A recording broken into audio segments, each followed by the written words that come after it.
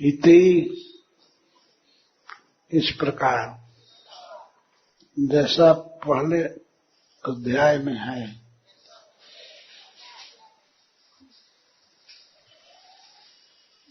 इसके पूर्व अध्याय में श्री प्रहलाद महाराज बोले हैं। प्रहलाद महाराज के बाद ब्रह्मा जी बोलना चाहते थे, लेकिन बीच में श्रीमती विंध्यावली बोलने लगी। विंध्यावली बलि महाराज की धर्मपत्नी है। तो उसके बाद फिर ब्रह्मा जी बोले।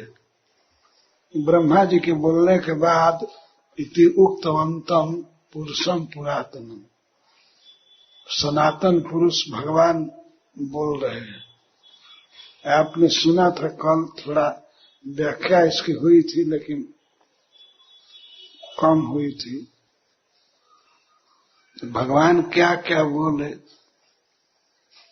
पहले प्रहलाद महाराज बोले। प्रहलाद महाराज ने कहा कि आपने इसे इंद्र पद दिया था, स्वर्ग दिया था और छीन लिया। दोनों अच्छा है, जितना देना अच्छा है उतना ही छीन लेना अच्छा है। क्यों छीन लेना अच्छा है? इस पर प्रहलाद महाराज जी कहते हैं कि ये धन ऐसा है कि इसके मद से व्यक्ति अंधा हो जाता है। आपने छीन लिया, अच्छा किया। ये बात सुन करके विंध्यावली घबरा गई। वो आ गई ब्रह्मा जी से पहले बोलने के लिए। ब्रह्मा जी बोलना चाहते थे लेकिन वो बोलने लगी, हे प्रभु, इस संसार की रचना आपने किया है, आप पालन करते हैं, आप सबका संहार करते हैं। इस संसार में जो भी वस्तु है सब आपकी है। कोई व्यक्ति कैसे कह सकता है कि हमारा शरीर है? शरीर हो या चाहे शरीर से भोगे जाने वाला कोई पदार्थ हो, सब आपका है, आप दिए हैं। तो ये कहने में लज्जा नहीं आती है कहने वाले को कि मैं अपना शरीर दे सकता हूं, अपना वचन पूरा कर सकता हूं। तो बाद में ब्रह्मा जी बोले, विंध्यावली के बाद, हे जीवों को जन्म देने वाले, हे जीवों के अधिपति, देवताओं के आराध्य देव, आप जगन में हैं। मुन चैनम हृत सर्वस्वम, आपने बलि का सब कुछ ले लिया, सर्वस्व ले लिया। अब इसको मुंच, इसको छोड़ दीजिए, वरुण पास से खोल दीजिए। न्यायम अर्हति यातना निग्रहम, अब अधिक दंड मत दीजिए, यह दंड का पात्र नहीं है। क्यों नहीं? तो कहते क्योंकि कृतस्ना ते अनेन दत्ता भू, इसने आपको संपूर्ण पृथ्वी दान कर दिया और इसके साथ लोक भी, स्वर्ग आदि लोक जो इसने जीता था, यज्ञ करके कमाई किया था, उसको इसने अर्पित कर दिया। स्वर्ग पाताल आदि सब। निवेदितम च सर्वस्व, अपना सब कुछ अर्पण कर दिया और अर्पण किया बहुत प्रसन्न मन से, कोई भार मान करके नहीं। जिनके चरणों में तुलसी दल, छोटा फूल या जल अर्पित करके कोई व्यक्ति वैकुंठ प्राप्त कर लेता है, और उन्हीं को जिसने सब कुछ दे दिया, सारा भूमंडल दे दिया, स्वर्ग पाताल आदि सब कुछ दिया, इसी के अंदर सारी वस्तुएं हैं। तो सब कुछ अर्पण करके यह व्यक्ति दंड का कैसे पात्र है? इसे आप जल्दी खोल दीजिए। यह सुन करके पुरातन पुरुष बोलते हैं। पुरातन पुरुष से मतलब है सनातन पुरुष, जो सदा से हैं और सब समय आगे रहेंगे। वे हैं सनातन पुरुष, वे सबसे पुराने हैं, सबसे पहले के हैं, लेकिन नित्य किशोर रहते हैं, नवजौवन में रहते हैं। आद्यम पुराण पुरुषम नवजौवनम च। बिल्कुल देखने पर भगवान को ऐसा लगता है कि अब किशोर अवस्था पार किए, जवानी अभी चढ़ी नहीं है, अब जवान हो रहे हैं। इसको नव यौवन कहते हैं, जवानी की नई अवस्था। सबसे पहले के हैं अनादिकाल से, लेकिन उन पर तो कोई काल का प्रभाव है नहीं, वो नित्य फ्रेश, नित्य यौवन में है। आद्यम पुराण पुरुषम नवजौवनम च। तो ऐसे श्री भगवान वामन देव के रूप में उपस्थित हैं। तो वे ब्रह्मा जी को कहते हैं, ब्रह्मा जी घबरा गए थे।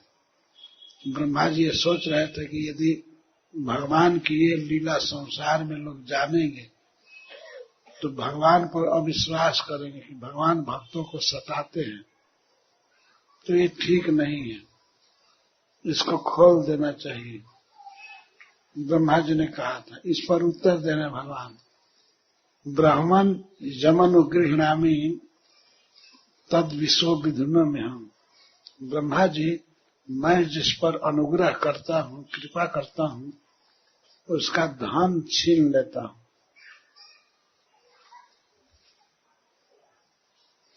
जन मदः पुरुष स्तब्धो लोकम माम चावमन्यते।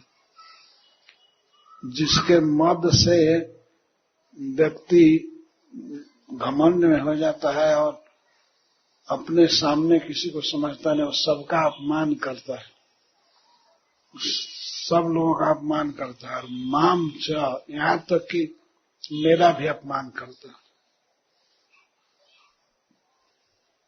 अतिशय धनी आदमी भगवान को भी कुछ नहीं जानता है और जगत के लोगों को क्या जानेगा। इसीलिए मैं इसका धन छीन लिया।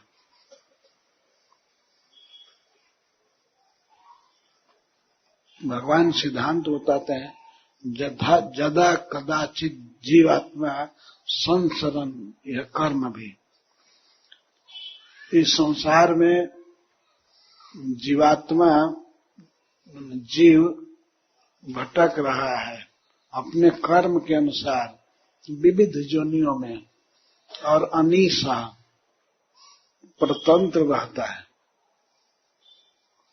जीव की दशा है, अनेक योनियों में शरीर बदलता रहता है और बहुत मुश्किल से, बहुत सौभाग्य से इसको मनुष्य जन्म प्राप्त होता है। जदा कदाचित जीवात्मा संसरण निज कर्म भी, नाना जोनिस्व अनिशोयम पौरुषीम गतिमावजन। तो नाना योनियों में भटकने के बाद इसको पौरुषीम तनु, मनुष्य का शरीर दिया जाता है, प्राप्त करता है।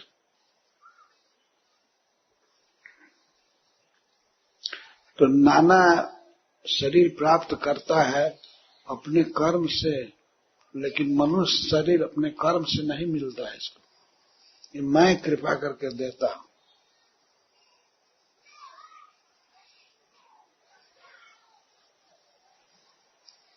तो मनुष्य शरीर में जन्म ले करके जन्म कर्म वयो रूप विद्या स्वर्ग धनाद भी, उच्च वंश में जन्म और बड़ा बड़ा कर्म, जवानी, रूप सौंदर्य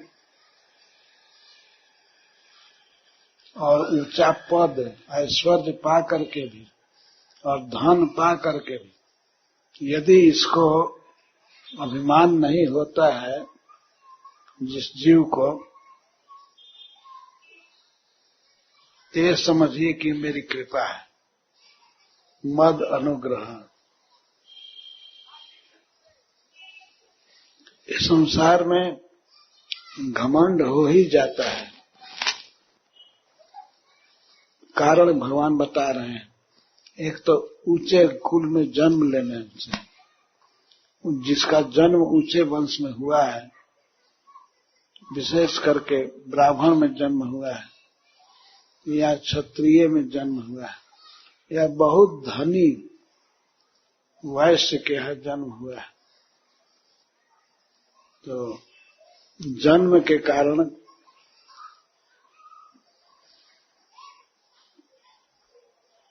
और कर्म के कारण, वो बहुत बड़ा कर्म किया तो उसके चलते भी अभिमान होता है, अभिमान हो जाता है। वयो मतलब जवानी, जवानी के मद में व्यक्ति बहुत अभिमानी हो जाता है। जो शरीर जवान हो तो वह कुपथ पर जाता ही है। जितने पाप होते हैं सब जवानी में होते हैं। शराब पीना, वेश्यागमन करना, जुआ खेलना, ये सब जवानी में व्यक्ति करता है। जो भगवान बता रहे हैं कि जो जवान होने पर भी, धनी घर में जन्म लेने पर भी, पवित्र ब्राह्मण में जन्म लेने पर भी यदि उसको अभिमान न हो तो ये समझिए कि उस पर मेरी कृपा है। तो धन छीन लेना ये सबके लिए कृपा नहीं है भगवान की। धन का उपयोग करना ये बड़ी भारी कृपा है भगवान की। तो बलि महाराज के लिए कह रहे कि इस पर मैं कृपा किया, धन इसका छीन लिया तो ये मेरी दया है, मेरी कृपा है। इस भक्त को मैं पतन से बचाना चाहता था। भगवान सब कुछ सह लेते हैं, लेकिन भक्त में थोड़ा भी दोष देखते हैं तो उसको नहीं सहते हैं, तुरंत दोष को निकालना चाहते हैं। बड़े भक्त में भी यदि छोटा सा दोष हो तो उसको वे नष्ट करते हैं। उनको ये पसंद नहीं है कि भक्त में थोड़ा भी दोष हो। इस संसार में सबसे बड़े भक्त हैं नारद जी। एक बार नारद जी को अभिमान हो गया तो भगवान ने उनका अभिमान तोड़ दिया। उनको पसंद नहीं था। एक बार नारद जी हिमालय में गंगा जी के तट पर ध्यान करने लगे भगवान का। गोस्वामी तुलसीदास जी कहते हैं कि सहज विमल मन लागी समाधि। नारद जी का मन सहज ही पवित्र है, स्वभाव से ही, उसमें कोई मल नहीं है। तो उन्होंने भगवान का ध्यान करना चालू किया तो मन लग गया पूरा, संसार को भूल गए, भगवान के छवि में मन अटक गया। बहुत देर तक ध्यान करते रहे। इस ध्यान की अवस्था को देख करके इंद्र को भय हो गया कि नारद जी हमारा पद चाहते हैं, इसीलिए ध्यान कर रहे हैं। जो जैसा होता है वैसा सोचता है। गोस्वामी तुलसीदास जी इस पर लिखते हैं कि सुख हार ले भाग सके स्वान निरखी मृगराज। जैसे सूखी हड्डी लेकर के कुत्ता चुस रहा हो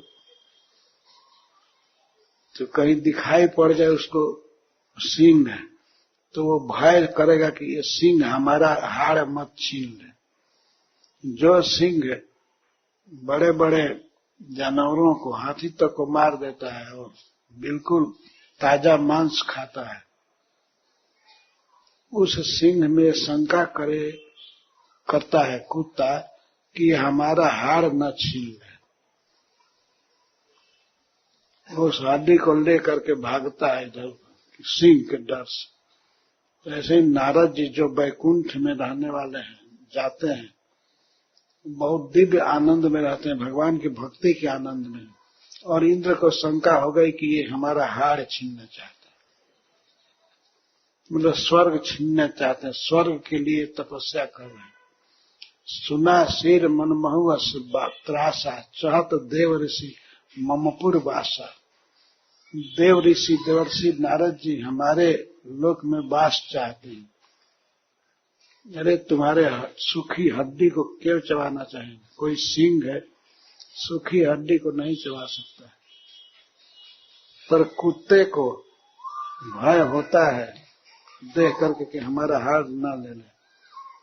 तो श्री तुलसीदास जी देवर्षि नारद जी को सिंह कह रहे हैं और इंद्र को कुत्ता जो सूखा हाड़ चबाता है।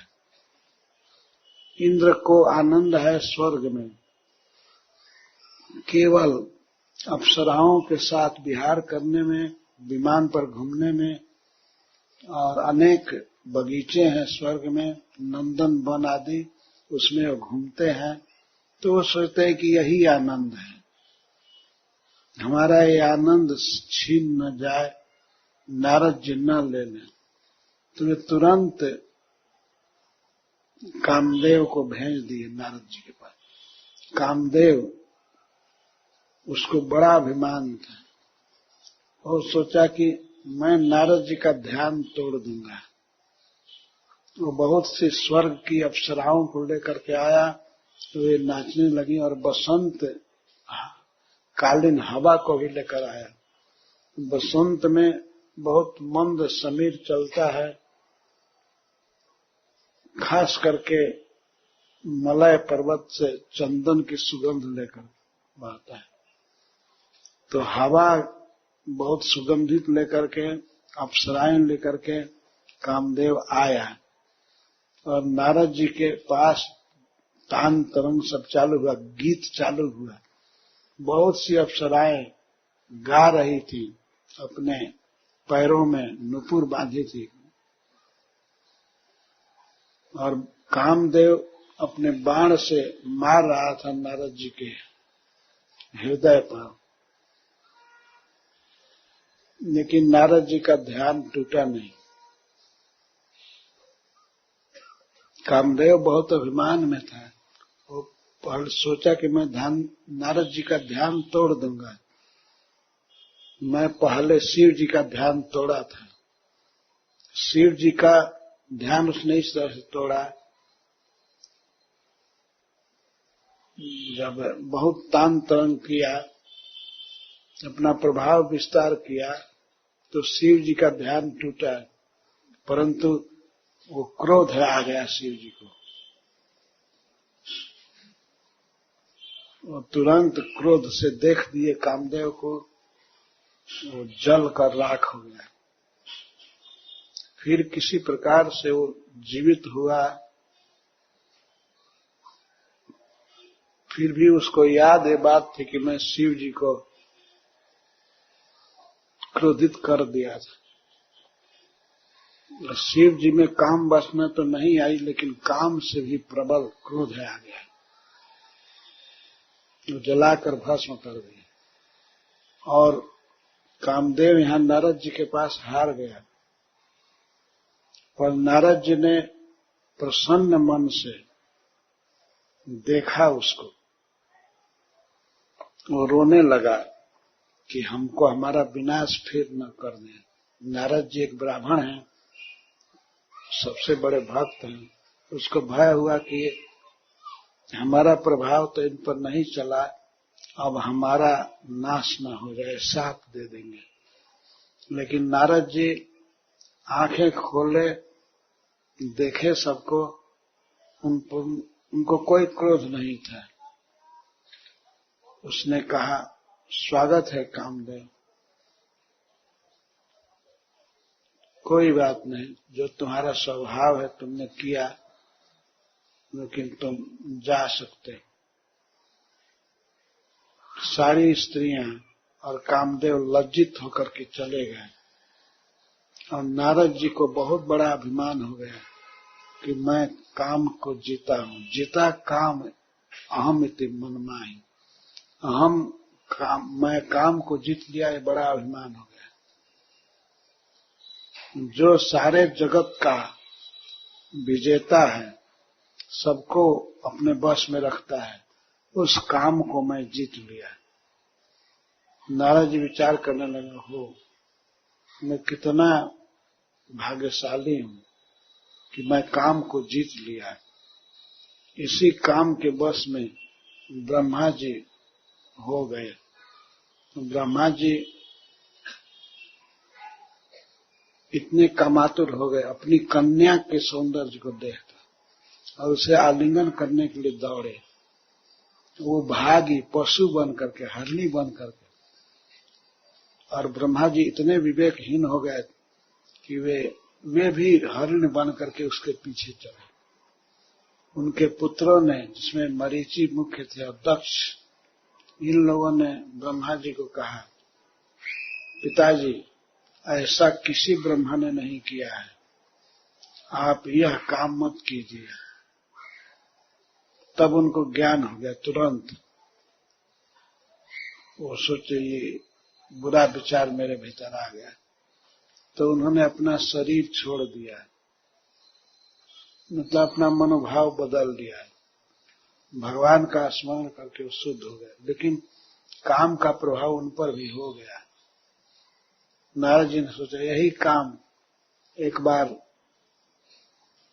सिद्धाश्रम के पास, बक्सर के पास एक बहुत बड़े मुनि की पत्नी से इंद्र का संयोग करा दिया। इंद्र इस पृथ्वी पर की मानवी की प्रशंसा सुन करके, वो ब्राह्मण की पत्नी थी, गौतम ऋषि की पत्नी, उसके साथ संग करने के लिए चले आए, स्वर्ग से आए और गौतम मुनि का वेश धारण करके उनकी पत्नी के साथ बलात्कार किए।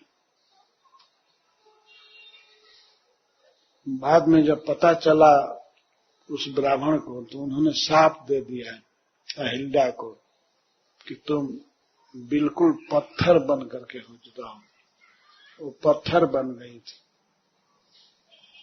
भगवान राम के चरण कमल की धूलि से वो पवित्र हुई।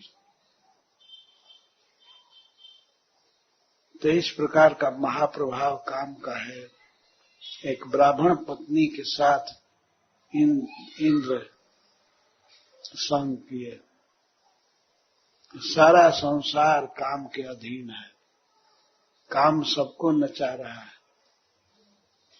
तो नारद जी को इसका अभिमान हो गया कि ऐसे दुर्धर वीर को मैं जीत लिया। तो वे वहां से ध्यान टूटने के बाद गए केदारनाथ। भगवान शिव से भेंट हुई। शिव जी ने पूछा कि क्या हाल चाल है? तो नारद जी ने कहा बहुत अच्छा है, मैं आपकी कृपा से कामदेव को जीत लिया। तो भगवान शिव देखे कि बहुत बड़ा अभिमान हो गया है, तब वे समझाए, अति प्रिय जानी महेश सिखाए। महेश्वर शिव जी सिखाए कि ऐसी बात मत कहिएगा, कभी भगवान विष्णु से चर्चा भी चले तो बात छिपा लीजिएगा, मत बताइएगा। तो नारद जी के मन में दुर्भावना हुई, ये काम को नहीं जीते, काम इनको क्रुद्ध कर दिया है, इसीलिए हमारे प्रभाव से जस से जल रहे हैं। तो वे तुरंत गए बद्रिकाश्रम में भगवान के पास, और भगवान ने कहा, अपने आप कहा, मैं सुना हूं आपने काम को पराजित कर दिया है। तो कहते हैं अभिमान में, सब आपकी कृपा है, हमें क्या है? आपकी कृपा जिस पर होती है वो कुछ भी कर सकता है, उसके लिए कुछ भी असंभव नहीं। कृपा सिंधु मन देख विचारे, अंकुरई गर्भतर भारी। भगवान ने देख लिया कि इनके हृदय में घमंड का वृक्ष अंकुरित हो गया है, तो मैं शीघ्र ही इसको उखाड़ कर फेंक दूंगा। इसके बाद नारद जी चले वहां से कीर्तन करते हुए वो भक्त तो है ही।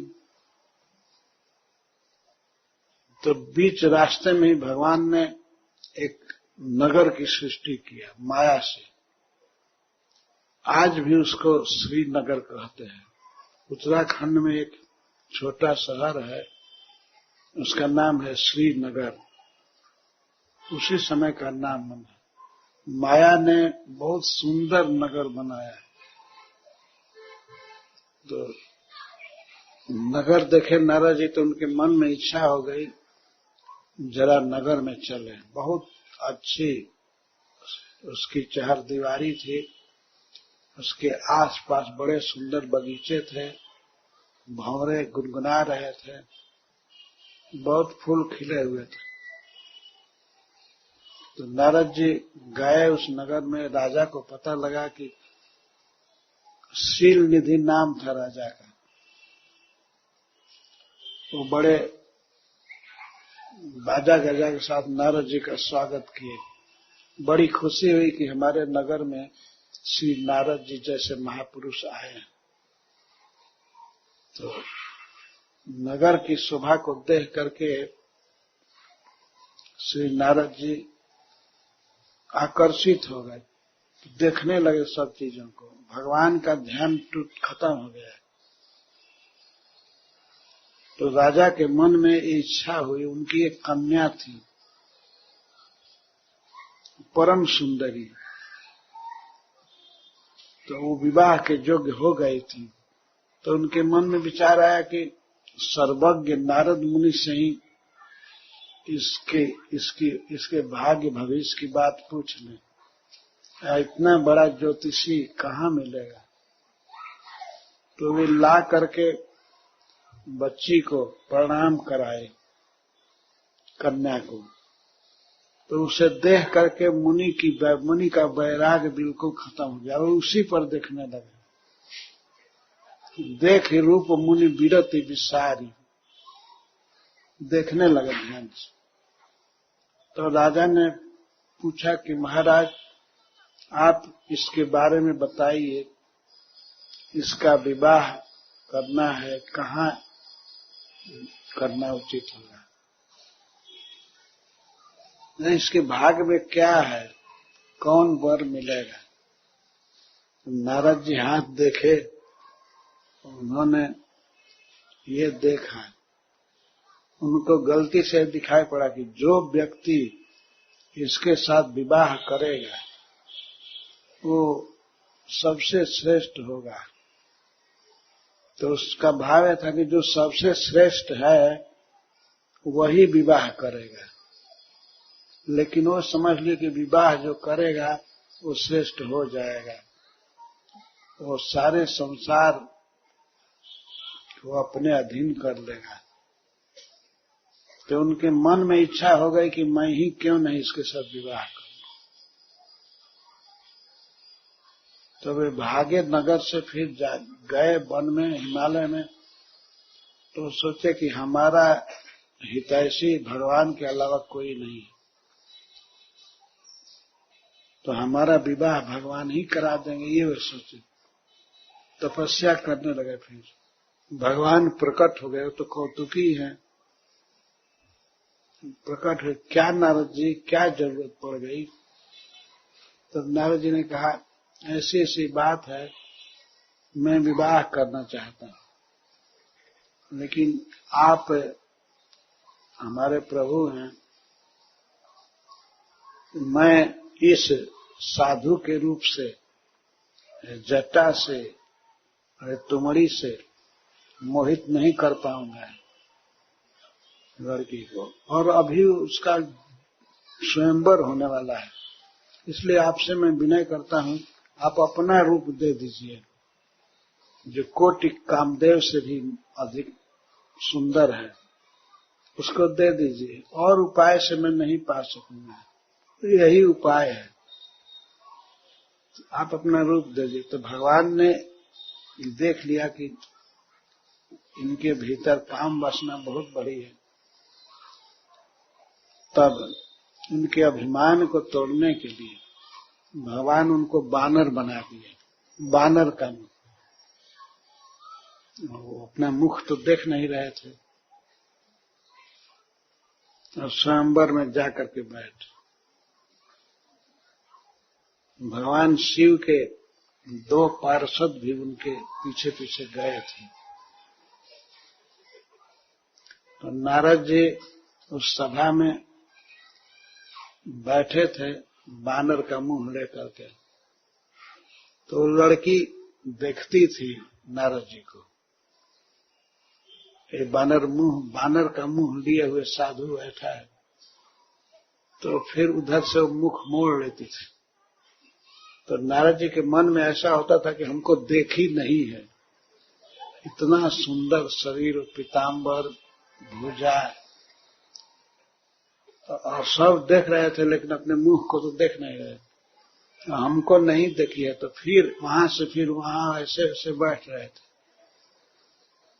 भगवान शिव के पार्षद कह रहे थे अभी उसकी दृष्टि नहीं पड़ी है आप पर, जहां मुड़ता है, रास्ता मुड़ रहा है वहां बैठिए, ध्यान देगी। वो खूब हंस रहे थे लेकिन नारद जी नहीं समझ रहे। उस सभा में आए भगवान राम के रूप में विष्णु भगवान, और कन्या ने जयमाल डाला, बरमाला डाला भगवान को। वो तो उनकी माया थी, उसको ले करके चले। अब नारद जी को इतना क्रोध हुआ भगवान पर भी और शिव जी के पार्षदों पर भी, इतना मजाक उड़ाया वो लोग, इसलिए वो लोग को साथ दिए। तो क्रोध भी हुआ, खूब क्रोध। तुम दोनों राक्षस हो जाओ। राक्षस तो हो ही गए, उनका तो वचन बहुत प्रमाण है ना, जो कह देते हैं नारद जी वो हो ही जाता है। उसके बाद रास्ते में जा रहे थे तो देखे कि उसी कन्या की विदाई करा करके भगवान जा रहे हैं। तब नारद जी क्रोध में बड़बड़ाने लगे, कहने लगे अरे तुम हमेशा से ऐसे ही हो, ऐ विश्वासघाती। जब तुमको हमें कुरूप करना था तो बाद में बात छोड़ दिया। भगवान शिव के पार्षदों ने कहा अंत में कि जरा अपना मुख दर्पण में देख लीजिए ध्यान से। तो देखे तो बिल्कुल बानर। तो शिव के पार्षदों पर बहुत क्रोध किए, शाप दिए राक्षस होने का। और बीच में भगवान जब मिले तो भगवान को गाली देना चालू। तुम हमेशा से ऐसे ही हो, तुम्हारा आज का स्वभाव नहीं। इतना हम भजन किए और हमको बानर बना दिया। उसी समय क्यों नहीं बता दिया हमको कि बानर का मुंह दे रहा हूं। मैं सावधान रहता, लेकिन मैं तो उस सभा में आराम से बैठा था, फूला था कि मुझको ही जय वरमाला मिलेगी और तुम कन्या को हर लाए। जैसे आज मैं रो रहा हूं पत्नी के लिए, ऐसे तुम भी रोओगे। भगवान राम को शाप दिए।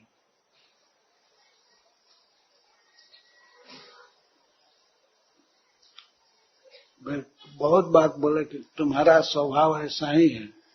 उस समय जब अमृत मंथन हो रहा था समुद्र में, तो शिव जी को बौरा दिया, पागल बना दिया और ले जाकर के जहर दे दिया।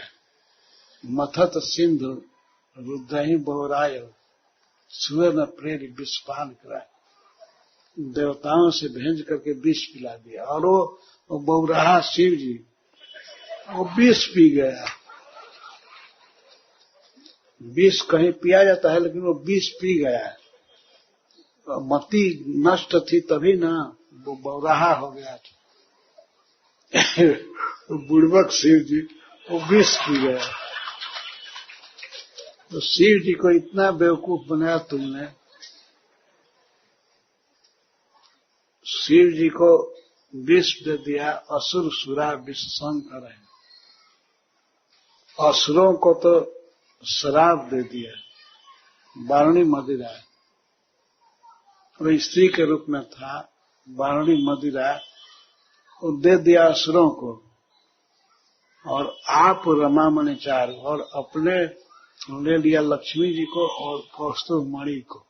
तुम्हारा हमेशा का स्वभाव है ठगने का, दूसरों को बेवकूफ बनाने का। तब हद कर दिया। अब तुम अच्छा घर में बयान दिया। अब मेरे साथ वही काम किया तो मैं तुमको सिखा करके रहूंगा। तुम मनुष्य बनो और स्त्री के पीछे पागल रहो। जैसे मैं रो रहा हूं उससे भी अधिक रो। तो इतना भगवान राम रोए। वो तो अपनी इच्छा से ही सब कुछ किए, लेकिन ऐसे बाह्य रूप से देखने में लगता है कि नारद जी के शाप से, एक ब्राह्मण के शाप से वे सीता जी के वियोग में रोए। भगवान राम बहुत रोए। जब सीता जी का हरण हो गया था, रावण हर लिया था, तब सीता जी के वियोग में रोए। ये वर्णन वाल्मीकि रामायण में है, बहुत ज्यादा रोने का वर्णन। और अंत में सीता से वियोग हो गया। सीता समुद्र पृथ्वी में समा गई। उस समय भी खूब रोए।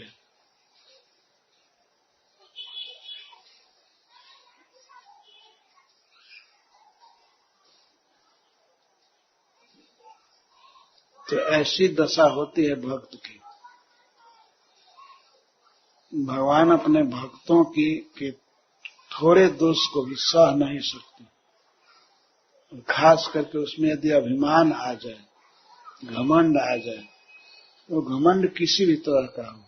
तो बलि महाराज में अभिमान आ गया था कि मैं दानी हूं, मैं दाता हूं, मैं झूठ नहीं बोल सकता है, मैं जितेंद्रिय हूं, जो कहा वो पूरा करके रहूंगा। यह अभिमान ही है। किसी भी प्रकार का अभिमान भगवान सह नहीं पाते।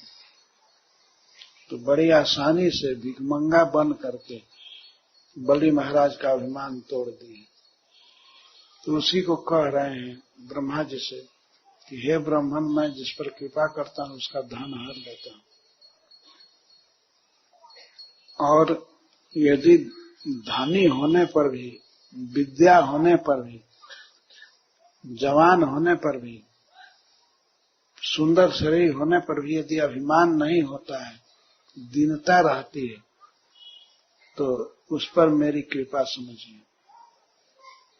तो आप घबराइए मत कि मैं इसको दंड दे रहा हूं। मैं दंड नहीं दे रहा हूं, इसके रोग को ठीक कर रहा हूं।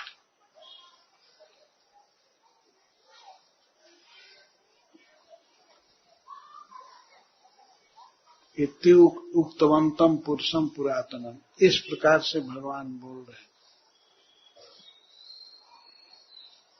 किसी भक्त को यदि भगवान निर्धन बना दें, रोग से ग्रस्त कर दें, तो उस पर अनुग्रह हट गया ऐसी बात नहीं। वो कृपा करते हैं, भक्त पर विपत्ति देते हैं, रोग देते हैं, निर्धनता देते हैं।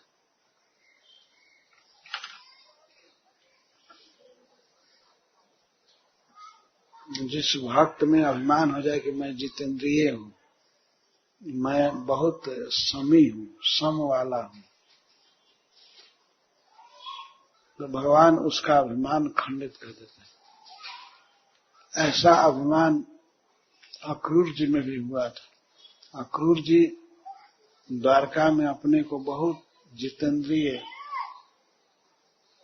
और सम गुण से युक्त मानते थे। मैं बहुत बड़ा विद्वान हूं, मैं इंद्रियों को वश में रखा हूं, मन को वश में रखा हूं। तो उनके अभिमान को भगवान जान गए और एक उपाय से तोड़ दिया अभिमान। भगवान अपने भक्त के अभिमान को तोड़ देते हैं। तो श्री भगवान बलराम जी के साथ द्वारका से निकल गए थे।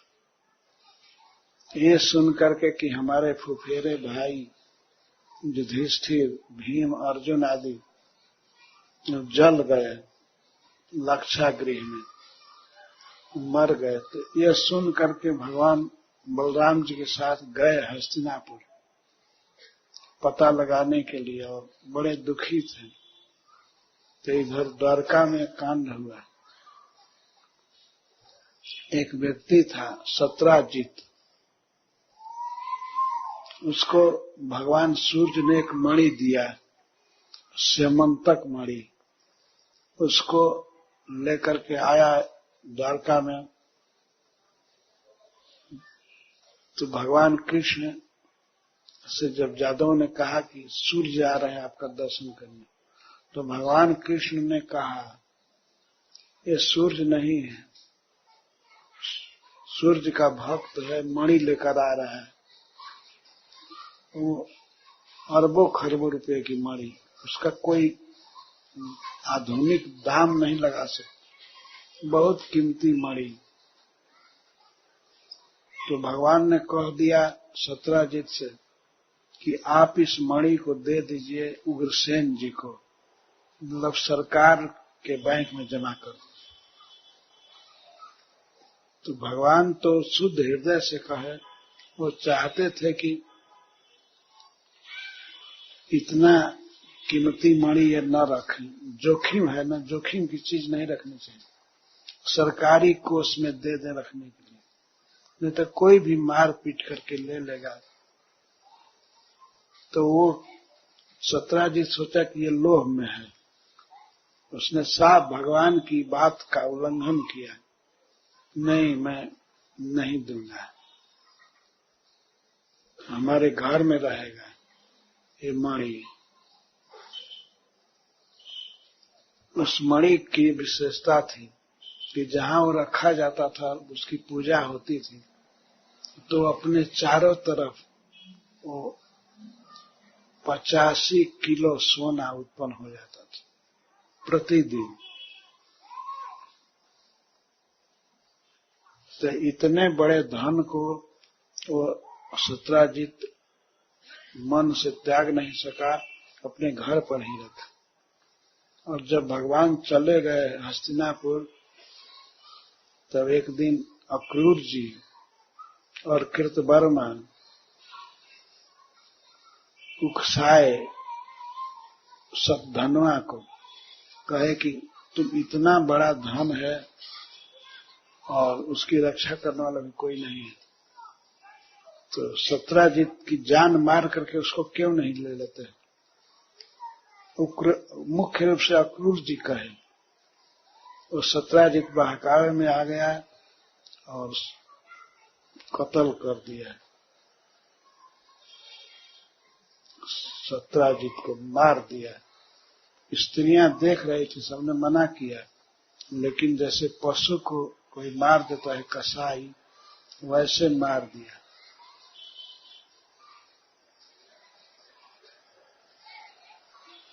तो सब जगह ये हल्ला हुआ कि कृष्ण ने मारा है, कृष्ण सत्राजित को मारे हैं, क्योंकि मणि की चर्चा किए थे, तो लोभवश सत्राजित को मार दिए। ये संसार है, किसी बड़े व्यक्ति का थोड़ा सा दोष लोगों को बहुत प्रिय लगता है। किसी महान पुरुष में यदि थोड़ा दोष दिखाई पड़ जाए तो उसी को ज्यादा कहते सुनते हैं, अखबार में निकालते हैं, टीवी में देखा करते हैं। तो सब लोग हल्ला कर रहे थे द्वारका में, यहाँ तक कि अब बलराम जी को भी कुछ शंका हो गई। यहाँ इसकी आदत है बचपन में दही दूध चुराने की, माखन चुराने की, तो हो सकता है पहले खीरा चुराता था, अब हीरा चुराने लगे। तो वे तो चले गए द्वारका से हस्तिनापुर भगवान के साथ। तब ये वध की घटना हुई थी। तो अक्रूर जी वध करके भाग गए थे अपने मामा के गांव काशी, वाराणसी में चले गए थे। जाकर के वहां खूब बड़े बड़े यज्ञ कर रहे थे। पैसा काफी था ही, खूब ब्राह्मणों को दान देते थे, खूब पैसा यज्ञ में दक्षिणाएं देते थे और जनता को प्रसाद वितरण करते थे। भक्त के पास पैसा हो जाए तो क्या करेगा, वही करेगा। तो श्री भगवान जब हस्तिनापुर से लौटे तब सबसे पहले अक्रूर जी को बुलाए, भरी सभा में, सुधर्मा सभा में बुलाए और कहे, चाचा जी, मैं जानता हूं कि वो सतधनवा आपके पास मणि रख करके गया है, तो मणि आप ला करके दिखा दीजिए और सारी बात कह दीजिए कैसे आपको मिले। मैं यही चाहता हूं, आप इसमें संदेह नहीं कि आप लिए हैं। सतधनवा मणि अक्रूर जी के पास फेंक करके चला गया था। तो अक्रूर जी घर गए अपने और मणि लेकर के आए सुधर्मा सभा में, अपनी अटैची खोल करके साफ दिखाए और बताए कि इस तरह से हमारे में दुर्विचार आ गया था, वास्तव में सत्राजित की हत्या में मैं कारण हूं। तो तब द्वारका में प्रचार हुआ कि और ये अक्रूर ऐसा अधम काम किया है, लोभी, हत्यारा। तो अक्रूर जी की जो भावना थी, अभिमान था, भगवान ने उसको नष्ट कर दिया। सेमंतक मणि के प्रसंग से ऐसे ही भगवान भक्तों का अभिमान हरते ही हैं। उनका स्वभाव है, कोई दोष हो, वो दोषों को हर लेते हैं, वास्तव में हरी हैं। उस दोष के चलते बहुत बड़ा दुख आने वाला होता है, उसको वे हर लेते हैं। और सकल शोकदायक अभिमान है, अभिमान सारे शोकों को देने वाला है, इसलिए अभिमान तो थोड़ा भी नहीं होना चाहिए। भगवान वही आए जब चैतन्य महाप्रभु के रूप में, तो उन्होंने सिखाया, तृणादपि सुने च न तरोरिव से सुना, अमानिना मान देना कीर्तनीय सदा है। सदा कीर्तन करना चाहिए, भगवान हरि का कीर्तन सदा करना चाहिए, सब समय नाम उच्चारण करना चाहिए। पर कौन करेगा, क्या योग्यता होगी उसमें, इसको उन्होंने बताया। उत्तम हो करके भी अपने को तिनके के समान तुच्छ समझे। तृण का टुकड़ा रास्ते में पड़ा रहता है, उस पर कोई थूक देता है, पैर से आघात करता है, पर वह तृण का टुकड़ा कभी उठ करके प्रतिवाद नहीं करता है कि हम पर तुमने क्यों पैर रख दिया। सब सह लेता है। क्यों? क्योंकि उसकी भावना है कि मैं छोटा हूं, अधम हूं। देखा गया है, कोई भिखमंगा भीख मांगता है केवल 1 रुपए के लिए, 2 रुपए के लिए, और उसको कई लोग देते भी नहीं हैं और ऊपर से बोल देते हैं, जाओ हटो, तो चुपचाप सह लेता है, क्योंकि वो समझता है कि मैं भिख मांगा। तो इस तरह से भक्त को अपने को नीच समझना चाहिए। अगर नीच समझेगा, सबको मान देगा और स्वयं सम्मान नहीं चाहेगा, अमानिना मान देना, तो वही व्यक्ति सदा कीर्तन कर सकता है। एक यह भी अर्थ है। भगवान की भक्ति करने के लिए बहुत नम्र होना जरूरी है।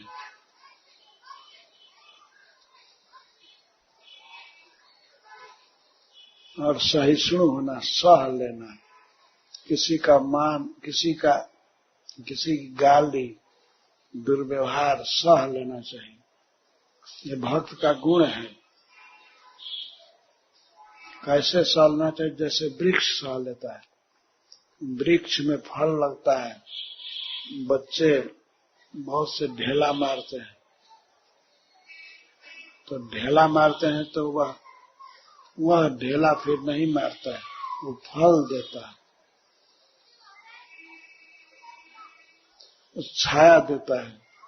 यहाँ तक कि वृक्ष को काटने जो जाता है उसको भी छाया देता है। गर्मी के दिन में लोहार लोग विश्राम करते हैं पेड़ के नीचे और उसी पेड़ को काटते हैं, पर उनको भगाता नहीं है, छाया देता है। सूख जाता है लेकिन पानी मांगने नहीं जाता है, किसी से पानी मांगने नहीं जाता है। कभी मांगना नहीं चाहिए भक्त को। इसीलिए भगवान चैतन्य महाप्रभु कहते हैं, तरो रिवा सहिष्णु होना, वृक्ष के समान सहिष्णु होना चाहिए। वृक्ष से अधिक तो हो नहीं सकते हैं। तरोरपि ये पाठ नहीं है। तरोरपि का अर्थ है वृक्ष से भी अधिक सहिष्णु होना, नहीं। तरो रिवा सहिष्णु होना, युवा मतलब समान, वृक्ष जैसा सहिष्णु होना चाहिए। हम लोगों ने देखा है वन में घूमते समय कई ऐसे मनुष्य हैं, किरात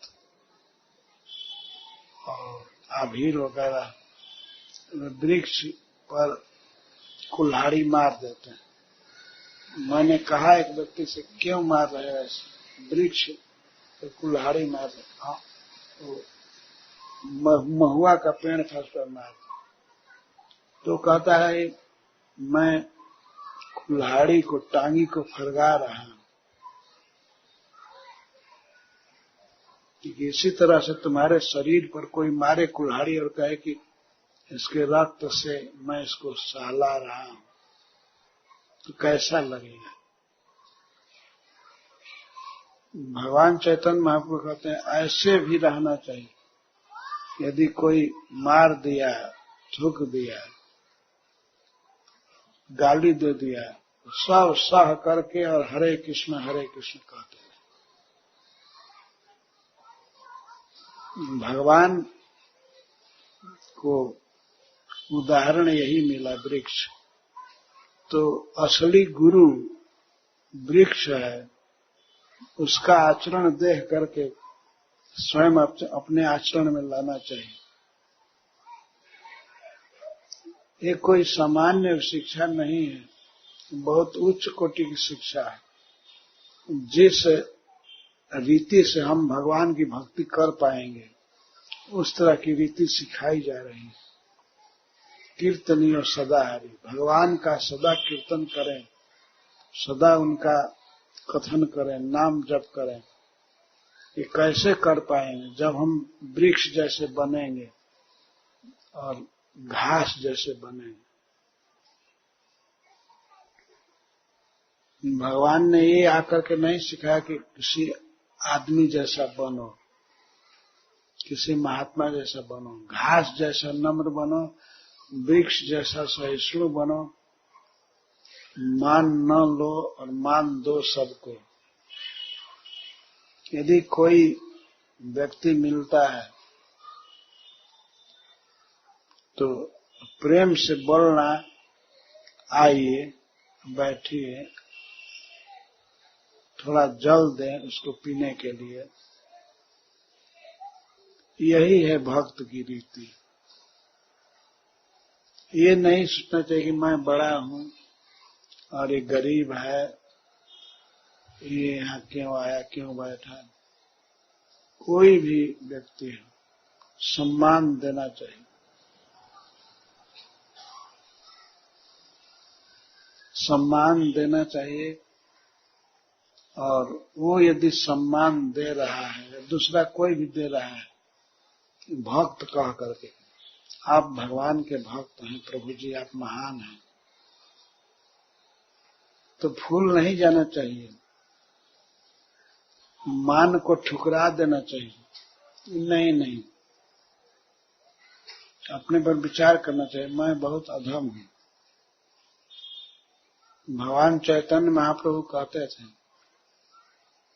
मैं कृष्ण का भक्त नहीं हूं।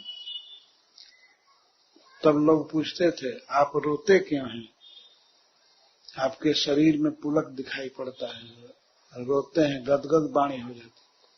तो भगवान चैतन्य महाप्रभु कहते थे, मैं ये जानता हूं कि कृष्ण की भक्ति सबसे बड़ी चीज है, लेकिन मैं भक्त नहीं हूं, केवल दुनिया के लोगों को दिखाने के लिए आंसू भर लेता हूं।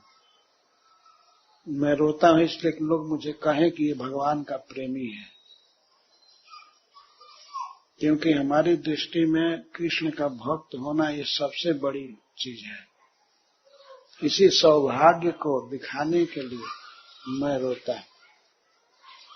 न प्रेम गंधु सिद्धरोपि में हरल, हरि में मेरा थोड़ा भी प्रेम नहीं है। कंदा में निज सौभाग्य भरम प्रकाशित हूं, मैं अपने सौभाग्य को प्रकट करने के लिए रोता हूं, ये मेरा दम्भ है। तो जो भगवान कहे हैं, जिस उपाय से भजन हो सकता है वो करना चाहिए, जितनी कर सके। वृक्ष जैसे बनना तो बहुत कठिन है, लेकिन कम से कम कुछ बातें तो सहनी चाहिए, जैसे अपशब्द किसी का सह लेना।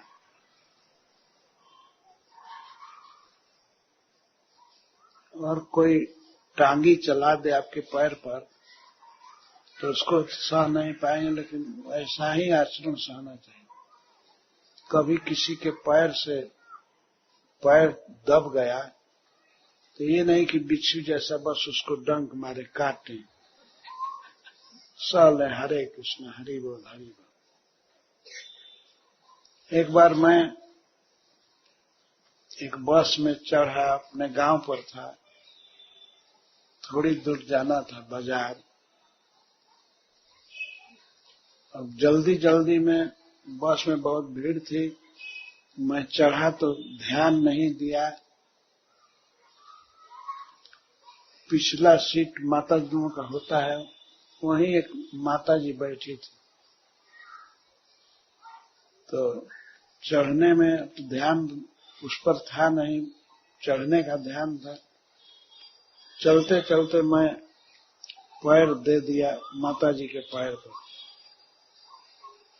तो इतने जोर से मुझे डांटी माता जी, कही तुम अंधा हो, तुमको दिखाई नहीं दे रहा है, तुम इसीलिए बस पर चढ़ा। मैं कहा कि माता जी मुझे पता नहीं था कि आप चढ़ कर आ रही हैं, मेरा कोई प्लान नहीं था कि मैं आपके चरण को भांगूं।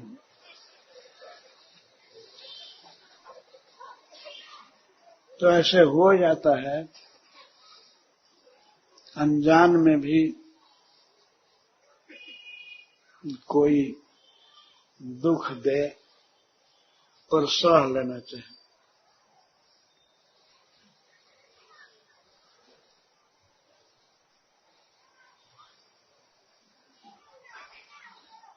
कहीं भी किसी भी प्रकार से कोई संकट आ जाए तो उसको सहना चाहिए। जाड़ा सहना, गर्मी सहना, और लोगों के दुर्वचन को सहना, ये जाड़ा गर्मी सहना तो बहुत आसान है, लेकिन किसी के कठोर वचन को सह लेना ये बड़ा मुश्किल है। पर वैष्णव को सब सहना चाहिए। ऐसी कथा है कि भगवान बुद्ध एक बार ध्यान कर रहे थे और एक किसान के खेत में कुछ पशु पड़ गए थे, चल रहे थे। तो इतना दुष्ट था वो, आया गाली देता हुआ भगवान बुद्ध को, बहुत गाली दिया। वो ध्यान पर बैठे थे और गाली दे रहे, खूब गाली दिया। इसके बाद भगवान बुद्ध का ध्यान टूटा।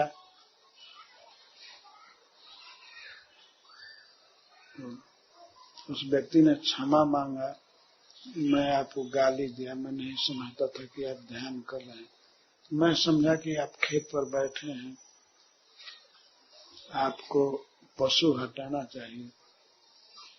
भगवान ने कहा कब गाली दिए, क्या हुआ? तो वो कहने लगा मैं आपको बहुत गाली दिया, क्षमा कीजिए। तो भगवान ने कहा कि आप गाली दिए लेकिन मैं लिया नहीं, एक भी गाली मैं लिया नहीं।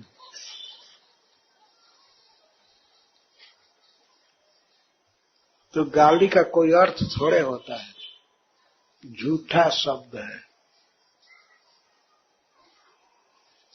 एक बार हमारे मंदिर में, हमारे गांव का एक व्यक्ति आया था, कृष्ण बलराम मंदिर। उस समय केवल अंग्रेज ही रहते थे, बिल्कुल 1976 की बात कह रहा हूं।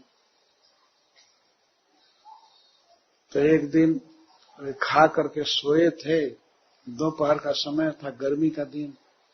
वो टेम्पल कमांडर आया और कहा कि चलो टेम्पल क्लीनिंग कर दें।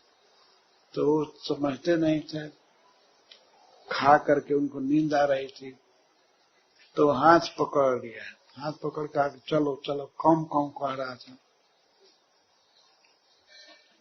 और नए भक्तों से उस समय मंदिर साफ कराते थे, यही नियम था, कोई लेबर साफ नहीं करते थे। तो वो कहे कि हमको तंग मत करो, सोने दो। ये हिंदी बोलते थे, वो अंग्रेजी बोलता था। मैं बगल में ही रूम में था, गेस्ट हाउस में। तो एकाएक आवाज आई धड़ाम से, वो उठा करके पटक दिए। वो रोता हुआ हमारे पास आया कि तुम्हारा आदमी हमको मार दिया, ये किया। अंग्रेजी में सब बोल रहा था। तो मैं गया, जाकर पूछने लगा क्यों पटके इसको? वो पटक दिए थे। तो कहते हैं ये गाली दे रहा था। सबसे पहले मैं पूछा किस भाषा में? तो ये अंग्रेजी में गाली देते हो,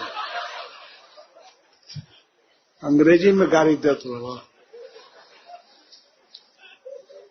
एक अक्षर अंग्रेजी नहीं जानते थे। मैं पूछा गाली तोहरा समझ में आ गई है?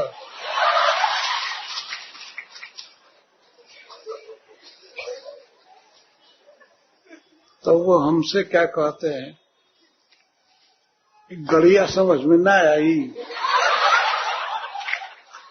हमने कहा कि जो भाषा समझ में लिखा हो तो गाली कैसे समझ में?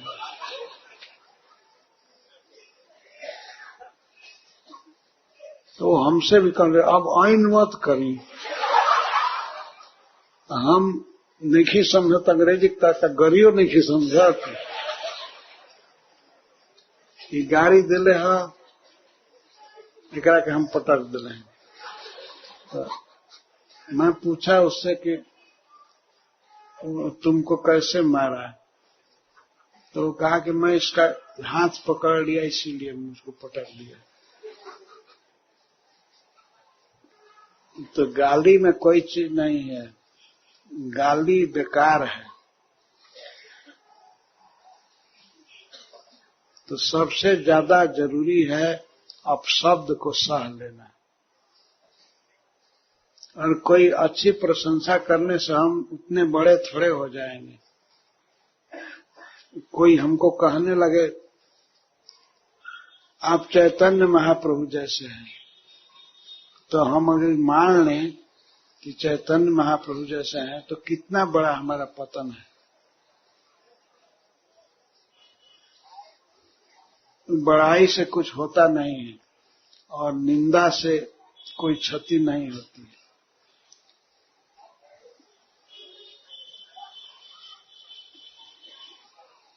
इसीलिए सम्मान की इच्छा नहीं रखनी चाहिए। सम्मान से बिगड़ता है। सम्मान एक मीठा विषय है, मीठा लगता है लेकिन जहर है, उससे आदमी बिगड़ जाता है। तो भगवान चैतन्य महाप्रभु ये उपाय बता रहे हैं, अमानिना मान देना, कीर्तनीय सदा हरि। घास के समान नम्र रहे, वृक्ष के समान सहनशील रहे और सबको मान दे। मान की अपेक्षा न रखे, नहीं तो जलन होती है। कई जगह व्यक्ति घूमता है और सब जगह आशा करे कि सब हमको प्रणाम करेंगे। अरे कम से कम दूसरा नहीं, लेकिन इस कान के भक्तों को तो चाहिए कि वे प्रणाम करें। और इसलिए कि मैं सन्यासी हूं, तो इस भावना से व्यक्ति जलता रहेगा। मैं बड़ा हूं, मैं सीनियर हूं, मुझको प्रणाम चाहिए और मुझको भोजन चाहिए पहले, सबसे पहले। इस प्रकार का विचार नहीं होना चाहिए। भक्ति कर पाए इसी उपाय से। सभी तृतीया विभक्ति में है उपाय से तृणादपि सुनी चेना तरोरिव सहिष्णुना अमानिना मान देना, चारों में तृतीया विभक्ति लगी है। साधन इस उपाय से तृणादपि सुनी चेना तरोरिव सहिष्णुना अमानिना और मान देना, इन चार उपायों से हम भक्ति कर सकेंगे सदा। तो श्री भगवान बलि महाराज के विषय में बोल रहे हैं कि मैं इसका धन छीन लिया, छीनता हूं।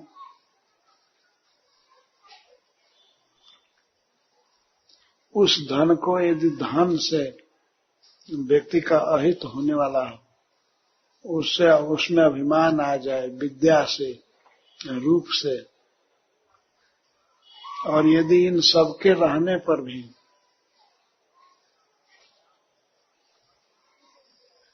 उच्च कुल में जन्म भी हुआ है, विद्या भी पढ़ाई लिखाई खूब अच्छी किया है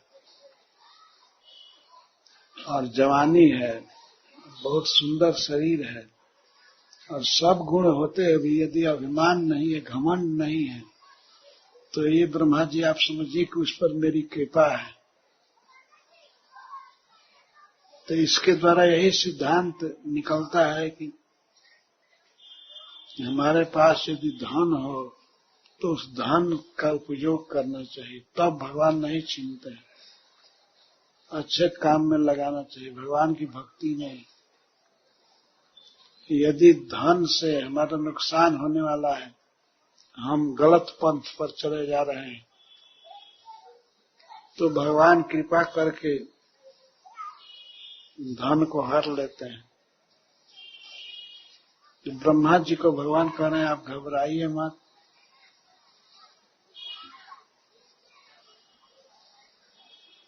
ऐसा दानव दैत्या नाम अग्रणी कीर्तिवर्धन। यह बलि समस्त दानवों में और दैत्यों में श्रेष्ठ है और एक कीर्ति बढ़ाने वाला है दानव कुल का, दैत्य कुल का। अजयसिद्ध अजयाम मायाम, जिस पर विजय नहीं पाया जा सकता है, बहुत कठिन है, उस माया पर विजय पा लिया है। अजयाम मायाम, जिस माया पर विजय पाना कठिन है, उस मेरी माया को ये जीत लिया है।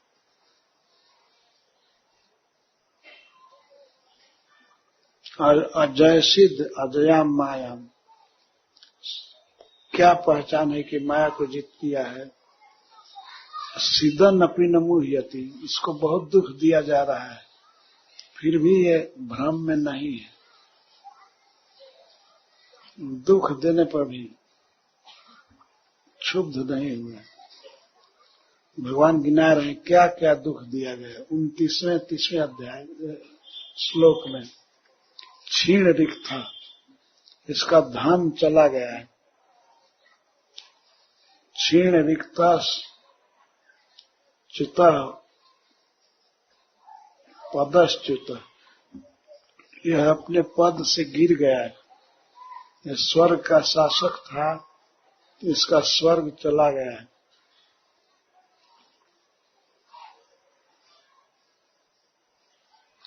क्षिप्त, इस पर आक्षेप हुआ है।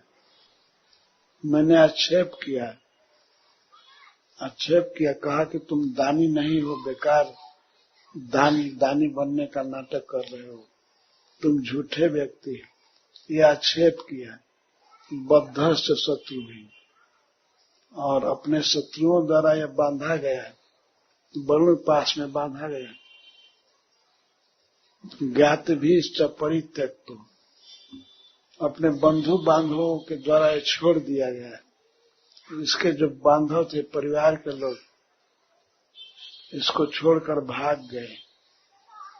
ये संकट में था, फिर भी दैत्य लोग भाग गए। यातना दी गई, इसको बांध करके गिराया गया। गुरुणा भर्त्सिता, इसके गुरु ने भर्त्सना किया, इसको ऊंचा नीचा बोला, यहां तक कि श्राप दे दिया। इतना बड़ा मुनि गुरु, इसको श्राप दे दिया।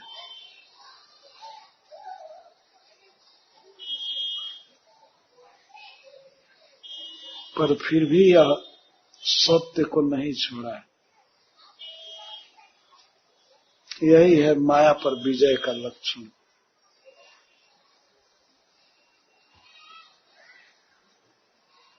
छलय रुक्तो माया धर्म, मैं छल से ब्राह्मण बन करके इसके साथ बात किया, धर्म के विषय में कपट किया। लेकिन नायम त्यजति सत्यवाद, यह सत्यवादी है, ये अपने वचन से दिया नहीं। तो ब्रह्मा जी, ये सब में प्रापिता स्थानम, यह मेरा स्थान प्राप्त करेगा। दुष्प्रापम अमरैरपि, जो देवताओं के लिए भी दुर्लभ है, उस स्थान को ये प्राप्त करेगा।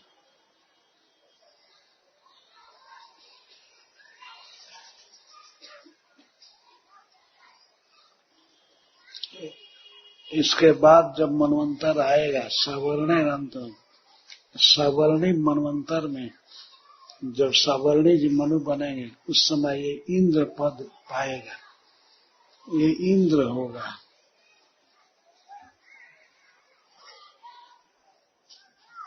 मनवंतर बदलता रहता है।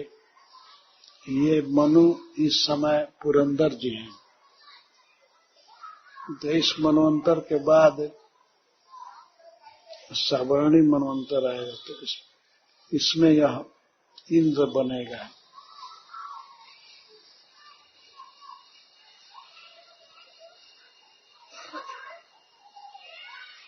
सावर्णेन अंतम सायं भवितेन्द्रो मदाश्रय। यह इंद्र बनेगा सावर्णी मनवंतर में। तो इस बात को सुन करके इससे देवता सब द्वेष करेंगे। इंद्र पद पर आने वाला है तो सब द्वेष करेंगे, लेकिन कुछ भी उनका बस नहीं चलेगा। मदाश्रय, यह मेरे आश्रय में रहेगा इंद्र बन करके। तावत इंद्र बनने से पहले तब तक यह सुतल लोक में रहेगा। सुतल लोक में बहुत से सुंदर सुंदर भवन हैं, बहुत ऊंचे ऊंचे प्रासाद, और जिस लोक में कोई भी शारीरिक रोग नहीं होता है, मानसिक रोग नहीं होते, बेचैनी नहीं होता है, कभी थकावट नहीं होती, कभी आलस्य नहीं आता है, और कभी पराजय नहीं होती है, हार नहीं होती है। उस लोक का स्वभाव है। कोई आधि नहीं, व्याधि नहीं। आधि मतलब कोई मानसिक चिंता नहीं होती और शारीरिक रोग आदि नहीं होता। भगवान के द्वारा बनाया हुआ, भगवान के आदेश से विश्वकर्मा जी ने बनाया है। सुतल लोक में जो भी भवन है सब विश्वकर्मा जी का बनाया हुआ है। विश्वकर्मा जी सबसे बड़े इंजीनियर हैं घर बनाने के, सबसे बड़े शिल्पी हैं। तो भगवान कहते हैं कि विश्वकर्म विनिर्मितम, विश्वकर्मा के द्वारा बनाया हुआ सजाया हुआ सुतल लोक है, जहां देवता भी नहीं पहुंच पाते हैं। नाधयो व्याधयस्तु, वहां न आधियां हैं न व्याधियां हैं। और क्लमः का अर्थ थकावट, कितना भी कोई परिश्रम करे कभी शरीर थकता नहीं है, थकावट नहीं, तंद्रा आलस्य नहीं, पराभव, वहां पराजय नहीं। इस तरह से नोपसर्गा, वहां उपसर्ग अर्थात कोई दुख नहीं है, केवल वहां रहने मात्र से सब सुख संभव है।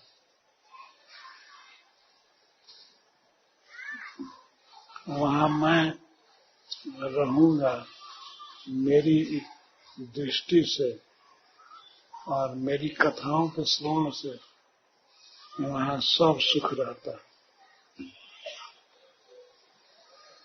फिर भगवान डायरेक्ट बलि महाराज से कह रहे हैं, इंद्रसेन महाराज कहते हैं, हे इंद्रसेन, हे बलि महाराज,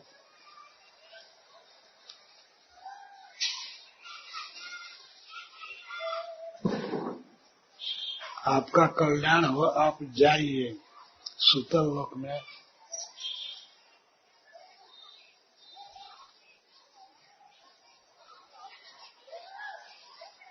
आप अपने परिवार के साथ, बंधु बांधवों के साथ वहां जाइए, सबके साथ,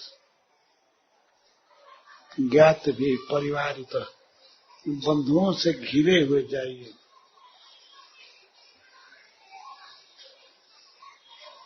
वहां भगवान भेज रहे हैं, ऐसा नहीं कि मर करके जाना है। इसी शरीर से आप जाइए सुतल लोक।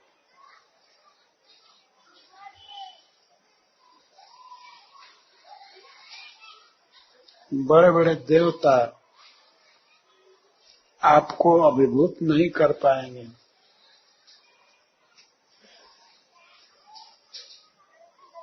तो बलि महाराज ने कहा कि असुरों से भी हमको भय होता है, वो सताएंगे। तो भगवान ने कहा कि जो भी असुर आपको तंग करेगा तो मेरे चक्र से उसका वध हो जाएगा। मेरा चक्र छोड़ेगा नहीं। रक्षिसे सर्वतोहम ताम, मैं सब प्रकार से आपकी रक्षा करूंगा।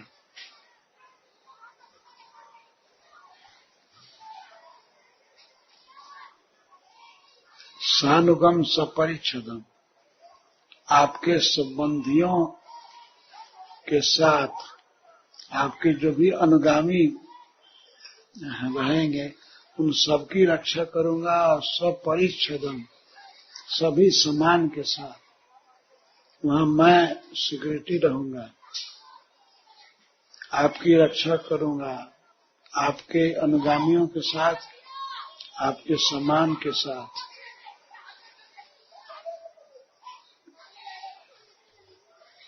सदा सन्निहितम वीरा तत्व माम दक्षते भगवान, वहां आप सदा हमको देखेंगे। मैं वहीं रहूंगा सुतल लोक में। दक्षते, आप देखेंगे हमको, हमारा दर्शन करेंगे, वहीं रहूंगा। तो बलि महाराज ने कहा कि एक बात है कि जब असुरों के साथ वहां रहूंगा तो असुरों के संग रहने से हमें आसुर भाव आ जाएगा, इसलिए हमको वहां क्यों भेज रहे हैं। तब भगवान कहते हैं असुरों के संग से जो भी असुर विचार आप में आएगा वो तुरंत खत्म हो जाएगा मेरी कथाओं को सुनने से, मुझको देखने से। आप भय मत कीजिए।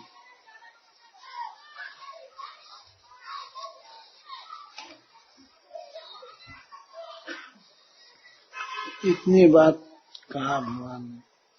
इति उक्तवंतम पुरुषम पुरातन, इस प्रकार पुरातन पुरुष सनातन पुरुष श्री भगवान बोले बलि महाराज। तो बलि महाराज जाने से पहले हाथ जोड़ करके भगवान को साष्टांग प्रणाम किए।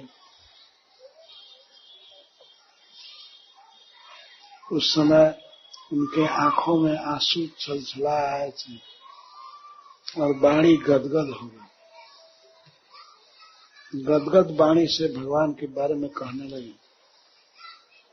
बलिर्वाच अहो प्रणामाय कृतः समुद्रमा, मैं आपको प्रणाम करने का केवल प्रयास किया, प्रणाम कर नहीं पाया। पर जो बड़े बड़े शुद्ध भक्तों को लाभ होता है वो लाभ हमको मिल गया। प्रणाम करने की चेष्टा करने मात्र से हमने प्रणाम करने का संकल्प किया, लेकिन बहुत से असुर भरे थे। जब आप आए तो बहुत से असुर के साथ मैं था। उन असुरों के कारण और गुरु महाराज थे तो आपको मैं प्रणाम कर नहीं पाया। चाहते थे प्रणाम करना बलि महाराज, लेकिन कर नहीं पाए। प्रणाम करने की चेष्टा किए, संकल्प किए, लेकिन प्रणाम कर नहीं पाए वामन देव को। समाज ऐसा था, वे सकुचा गए, संकोच किए। तो उसी को कह रहे हैं कि मैं अहो प्रणामाय कृता समुद्रमा, मैं प्रणाम के लिए चेष्टा किया, प्रयास किया, पर उसी प्रयास से ही थोड़ा सा विचार करने से प्रपन्न भक्ता से विधौ समाहित। प्रपन्न भक्ता से आपके जो शरणागत भक्त हैं उनको जो मिलता है लाभ वो हमको मिला है।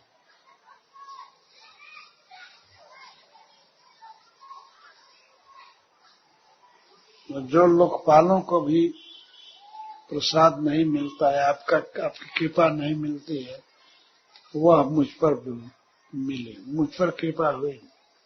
मुझ असुर पर अपसदे नीच, मैं नीच असुर हूँ, फिर भी वो कृपा मिल गई। आपका ऐसा स्वभाव है। प्रणाम किया नहीं, केवल प्रणाम करने की सोचा और प्रणाम का फल मिला। वह फल जो लोकपालों को भी नहीं मिलता है। ब्रह्मा जी या वरुण, इंद्र, चंद्र, सूर्य, कुबेर आदि को नहीं मिलता। बड़े बड़े देवताओं को जो प्रसाद नहीं मिला, वो प्रसाद हमको मिल गया। केवल प्रणाम करने की सोचा उसी से। इस श्लोक में प्रभुपाद जी परपट में लिखे हैं कि भगवान की सेवा के लिए शुद्ध मन में इच्छा होनी चाहिए। अगर सेवा करने की शक्ति नहीं है, अपने पास धन नहीं है और सुविधा भी नहीं है, समय नहीं है, पर केवल व्यक्ति सोचे कि हमें सेवा करनी है, तो भावग्राही जनार्दन, भगवान कृष्ण तो भाव देखते हैं, भाव को समझ करके उसके अनुसार फल देते हैं। मन में भी सोचना चाहिए। यदि कोई व्यक्ति चाहता है कि मैं सेवा करूं, मन में सोचा भी तो बहुत अच्छी चीज है। बलि महाराज कहते हैं कि मैं प्रणाम करना चाहता था लेकिन कर नहीं पाया, पर बड़े बड़े भक्तों को जो लाभ होता है, जो देवताओं को लाभ नहीं मिलता, वो लाभ मुझे मिला।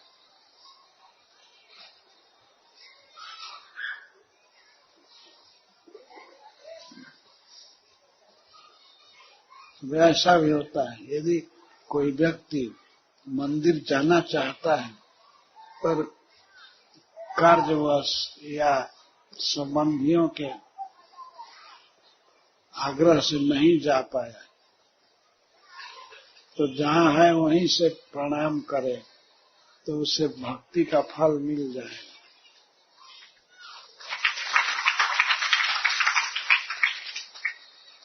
कितनी अच्छी बात कर रहे हैं। मैं प्रणाम करना चाहता था पर कर नहीं पाया, और फिर भी हमको वह कृपा मिली जो बड़े बड़े लोकपालों को नहीं मिली। इस प्रकार से कह करके इति उक्त्वा हरिम आनम्य, यह कह करके श्री बलि महाराज भगवान हरि को प्रणाम किए, वामन देव को, ब्रह्मा जी को, इसके बाद सब भगवान शिव को प्रणाम किए। प्रणाम करके और इसके बाद सभी कुटुंबियों के साथ सूतल लोक की यात्रा, सूतल लोक चले गए। यहाँ आज भी हैं।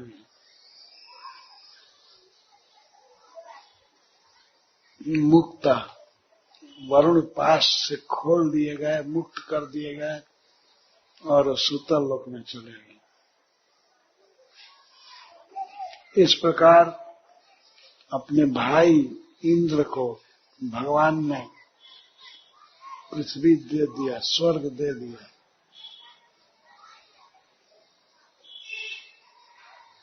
और माता अदिति की कामना को पूरा किया।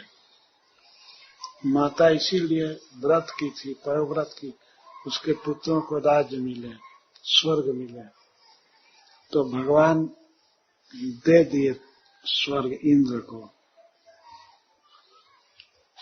और सबसे बड़े भाई थे तो इंद्र को राज दे दिए, अदिति की कामना पूरी कर दिए और तीनों जगत का शासन करने लगे।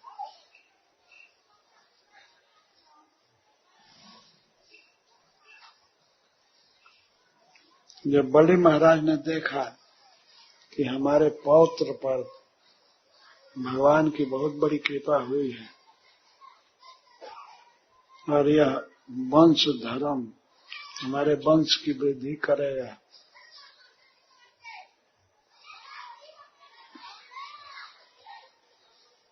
और खास करके भगवान की भक्ति देखे बलि महाराज में, तो प्रहलाद महाराज बहुत खुश हुए बहुत प्रसन्न, और भक्ति उमड़ गई प्रहलाद महाराज में।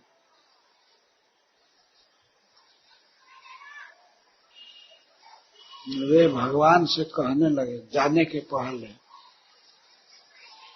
नेमम विरिंचो लभते प्रसादम। हे प्रभु, आपने जो कृपा हम असुरों पर की है, ऐसी कृपा आप ब्रह्मा जी पर भी नहीं की है।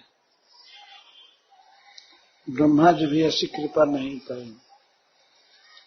न इमम विरिंचो लभते प्रसादम, न श्री ब्रह्मा जी आपके साक्षात पुत्र होते हुए भी वह कृपा नहीं पाए, और साक्षात आपकी सहधर्मिणी पत्नी श्री लक्ष्मी जी नहीं पा सकी, और भगवान शिव भी जो आपके स्वरूप हैं वे भी नहीं पा पाए, और दूसरे देवता की तो बात ही नहीं। सबसे श्रेष्ठ ब्रह्मा जी, शिव जी और लक्ष्मी जी भी ऐसी कृपा नहीं पाए जैसी कृपा आपने हम पर की है, हम असुरों पर की है।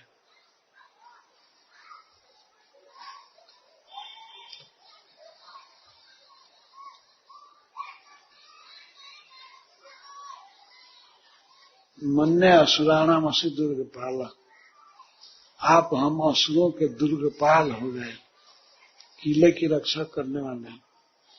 स्वयं अपने मुख से भगवान ने कहा कि मैं वहां रहूंगा, आपकी रक्षा करूंगा।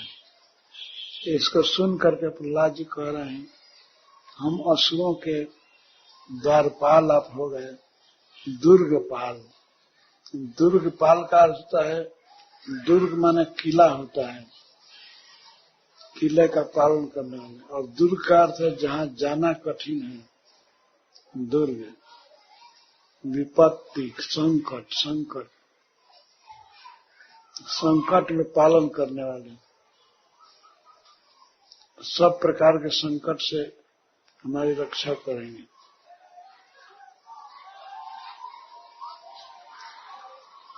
सारा विश्व जिनकी वंदना करता है, वे देवता लोग भी आपके चरणों की वंदना करते हैं। विश्वाभिवंदे वंदितांघ्रि,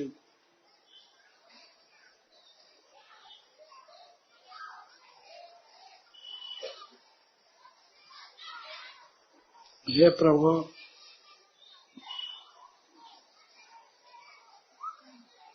ये ब्रह्मा आदि को जो भी भोग सुलभ है वो सब आपने रचा है, संसार की रचना किया है। बहुत आश्चर्य की बात है कि कैसे हम आपकी कृपा के पात्र हो गए। हम तो खल हैं, असुर खल हैं, बहुत पापी, फिर भी आपकी कृपा के हम पात्र हो गए। चित्रम, ये बहुत आश्चर्य की बात है। तो यही तन आपकी लीला विचित्र है।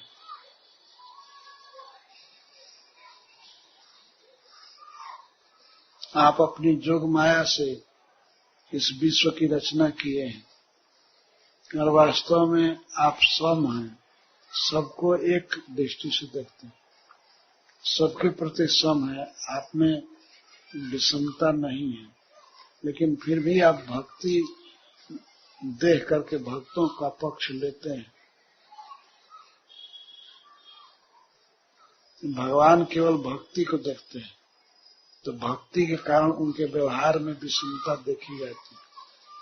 सिद्धांत में भगवान सबके लिए एक है, कोई भेद नहीं, लेकिन जो उनकी शरण में जाता है तो उसको वे मानते ही हैं। जैसे उदाहरण देते हैं कल्प वृक्ष का। कल्प वृक्ष एक वृक्ष है, स्वर्ग में स्वर्गीय वृक्ष है। उसकी छाया में कोई जा करके जो भी मांगता है, जो भी वस्तु उसको देता है, लेकिन शरण में जाना पड़ता है, तो ऐसे ही भगवान सबके लिए सम है, पर जो उनकी शरण लेता है, उनकी भक्ति करता है, तो उस पर विशेष कृपा करते ही हैं। तो यह भगवान में विषमता नहीं है। जैसे कल्प वृक्ष विषम नहीं है, जो कल्प वृक्ष की छाया में गया ही नहीं तो उसको कुछ न मिले तो कल्प वृक्ष का कोई दोष नहीं, छाया में जाने पर ही देता है। लेकिन ये कल्प वृक्ष ऐसा है, किसी भी तरह से स्मरण करने पर भी, नाम उच्चारण करने पर भी यह फल देता ही है। हरे कृष्णा कृष्णा कृष्णा हरे राम राम। कल्प वृक्ष जैसा भगवान का स्वभाव है, तो सबके लिए सम है, किसी के लिए विषम नहीं है। पर दो तरह के जीव हैं इस संसार में, एक भक्त हैं और दूसरे अभक्त। अभक्त भगवान की शरण नहीं लेते हैं तो उनका मंगल नहीं होता है। पर इसमें भगवान का दोष नहीं है, दोष जीव का है कि वो भूल जाता है भगवान को माया के अधीन होकर, उससे शरण नहीं ले पाता है। पर जो शरण लेते हैं वे अतिशय भाग्यशाली हैं, उनको भगवान की कृपा मिलेगी निश्चित।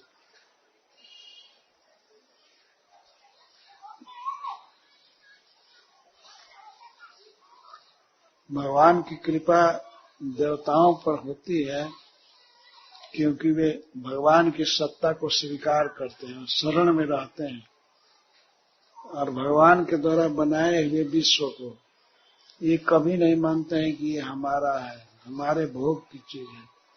ये जानते हैं कि भगवान परम ईश्वर है।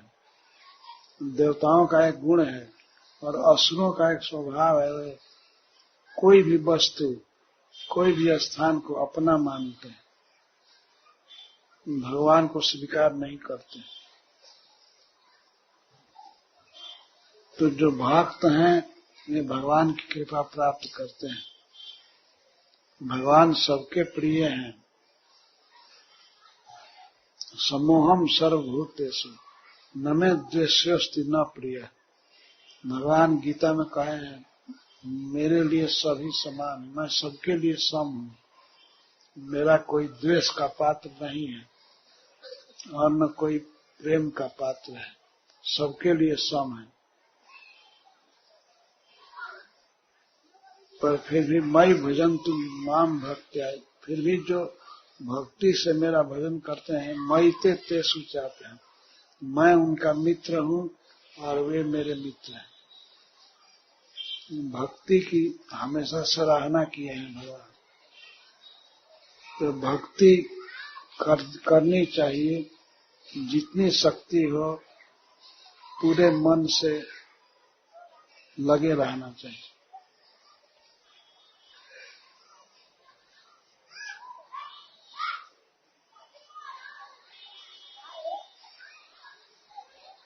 तो श्रील सुखदेव गोस्वामी कहते हैं इस प्रकार से भगवान ने आज्ञा दिया तो आज्ञाम भगवतो राजन प्रहलाद बलिनाश। तो श्री प्रहलाद महाराज भगवान की आज्ञा को सुन करके वाढ़ तमला प्रभु, उन्होंने कहा आपकी जो आज्ञा,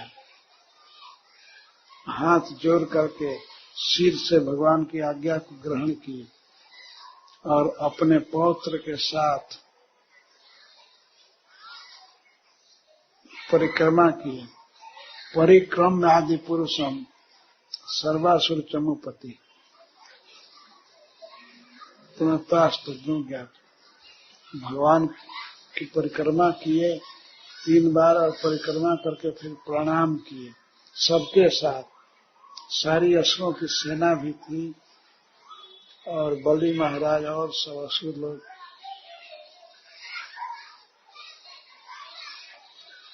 तो इसके बाद प्रवेश महाबिलम, महाबिल में मतलब शीतल लोक में प्रवेश किए। जब बलि महाराज प्रहलाद महाराज के साथ वहां से चले गए, तब श्री भगवान शुक्राचार्य से बोले। भगवान ने कहा कि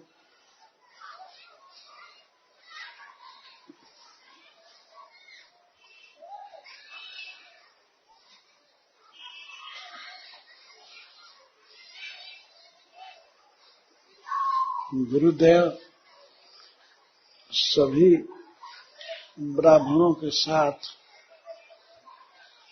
आप ऐसा कीजिए कि बलि के यज्ञ में जो कमी रह गई है वो पूरा हो जाए। ऐसा नियम है कि यदि यज्ञ में बाधा होती है, अपूर्ण हो जाता है, तो यज्ञ करने वाले की हानि होती है। यज्ञ आधा में नहीं छोड़ना चाहिए। पर 100वां अश्वमेध यज्ञ चल रहा था और बीच में भगवान आ गए, यज्ञ करने वाले को बांधा गया, गाली दिया गया, लड़ाई झगड़ा हुआ, असुर कुछ भाग गए, तो यज्ञ भंग हो रहा था। तो भगवान ने कहा शुक्राचार्य से कि आप गुरु हैं, ब्राह्मण हैं, तो जो भी यज्ञ में त्रुटि रह गई, कमी हो गई, उसको आप पूरा कर दीजिए। सभा में बोल रहे थे भगवान, सभी ब्राह्मण बैठे थे, तो वहां पर भगवान बोल रहे थे, ब्रह्मन् सुन तनु शिष्य से कर्म छिद्रम वितन्मत। आपका शिष्य बलि कर्म कर रहा था, यज्ञ कर रहा था, तो इस यज्ञ में जो भी कमी रह गई, छिद्र रह गया, उसको आप सुधार दीजिए। यज्ञ में कोई भी कमी रहती है वो ब्राह्मणों के निर्देशन में ठीक हो जाती है। आप वेद शास्त्र के अनुसार सब जानते हैं, तो अपने शिष्य के यज्ञ में जो भी कमी रह गई उसे आप पूरा करा दें।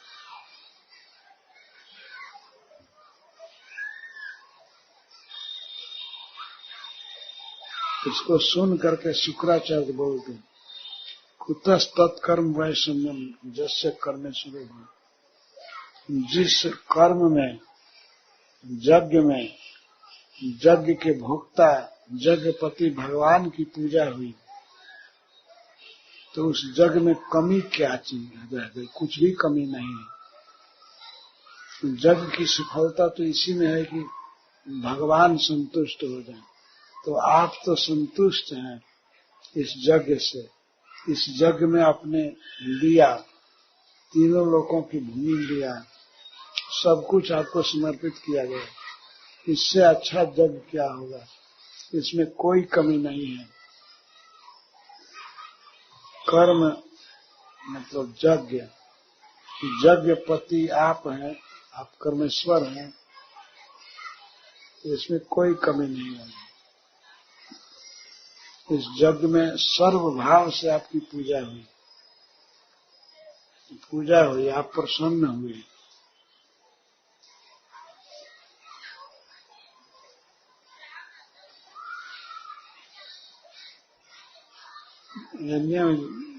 मंत्रतः तंत्रतः छिद्रम देश कलार वस्तुतः सर्वम करोति निश्चिद्रम नाम संकीर्तनम तव।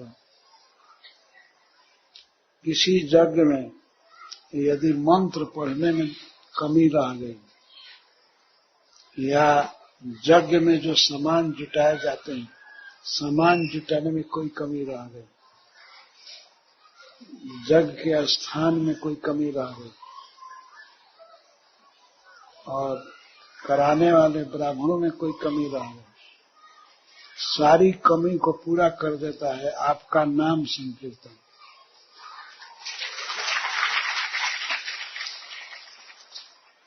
यज्ञ में कोई भी कमी पूरी हो जाती है केवल नाम उच्चारण से, नाम संकीर्तन से।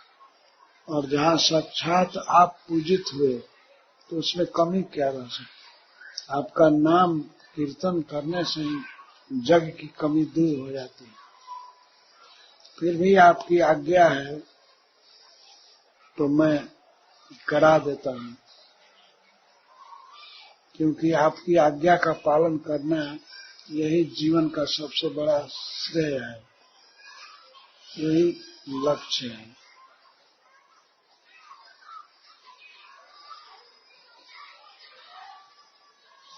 एतत् श्रेय परम पुंसाम जत तवाज्ञानुपालनम। आपकी आज्ञा का पालन करना ही सबसे बड़ा श्रेय है। तो आप आज्ञा देते हैं तो मैं करा देता हूं, लेकिन जरूरत नहीं है। इस जग में आप साक्षात पूजित हुए, मंत्र से, तंत्र की दृष्टि से या देश काल पात्र किसी भी वस्तु की कमी है तो पूरी हो जाती है कीर्तन करने से। ये बहुत प्रसिद्ध श्लोक है। मंत्र तस्तंतुतश्चिद्रम देश कालार्ह वस्तुतः सर्वम करोति निश्चिद्रम नाम संकीर्तनम।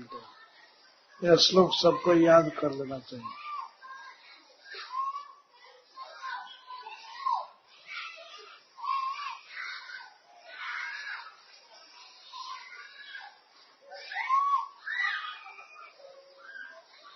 भगवान की आज्ञा का सम्मान करते हुए उष्णा ने, जो बहुत शक्तिशाली हैं, यज्ञ के छिद्र को, दोष को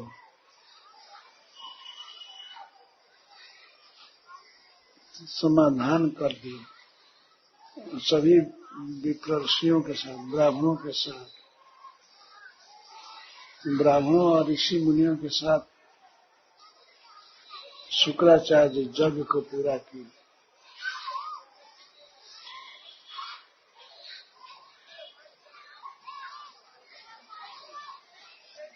इस प्रकार बलि महाराज से पृथ्वी ले करके भगवान ने इंद्र को दे दिया।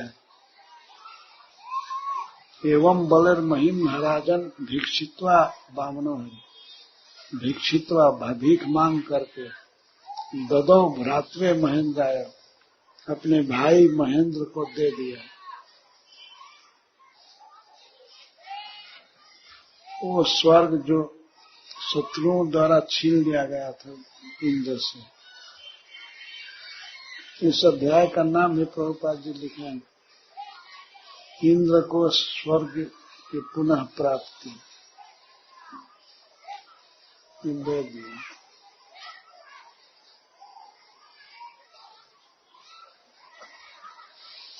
प्रजापतियों में सबसे श्रेष्ठ हैं ब्रह्मा जी, तो वे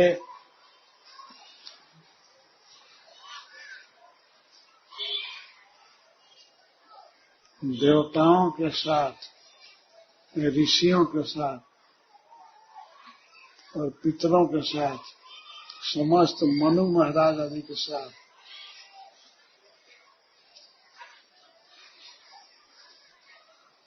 दक्ष, भृगु, अंगिरा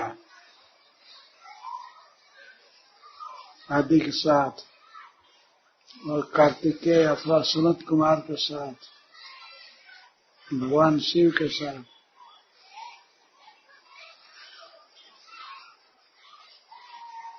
कश्यप मुनि के प्रसन्नता के लिए, माता अदिति की सुख के लिए,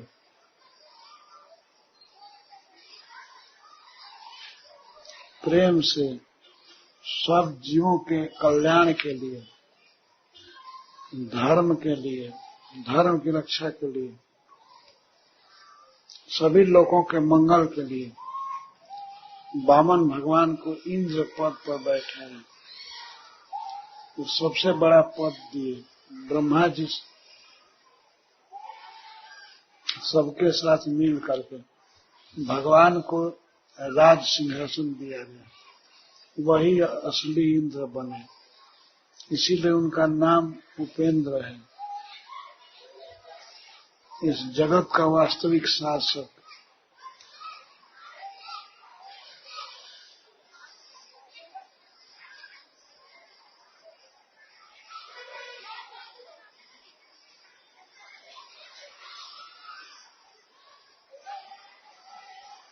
सारे लोगों के, सारे जीवों के और समस्त लोकपालों के हितकारी भगवान वामन देव को सबसे बड़ा पद दिया गया।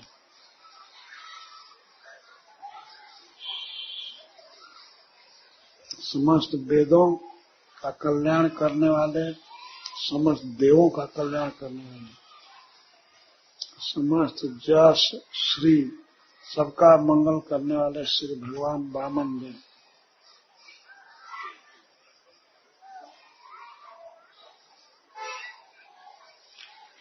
छलायासी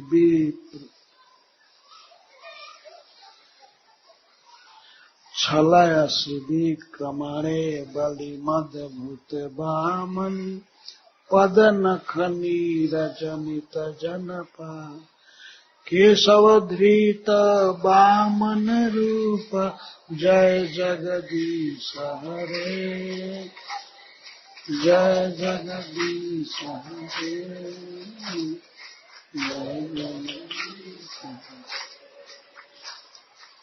जब उपेंद्र राजा बने संसार का, स्वर्ग का, तो सभी जीव परम सुखी हो गए, परम आनंद में हो गए।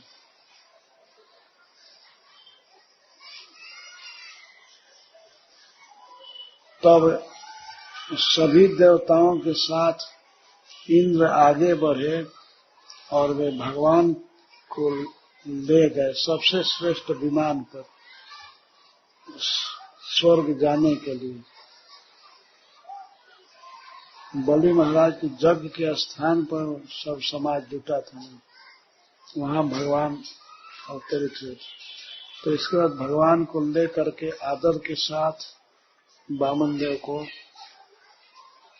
और ब्रह्मा जी से पूछ करके, आज्ञा लेकर के इंद्र ले गए अपने भाई को, छोटे भाई को, उपेंद्र को स्वर्ग ले गए।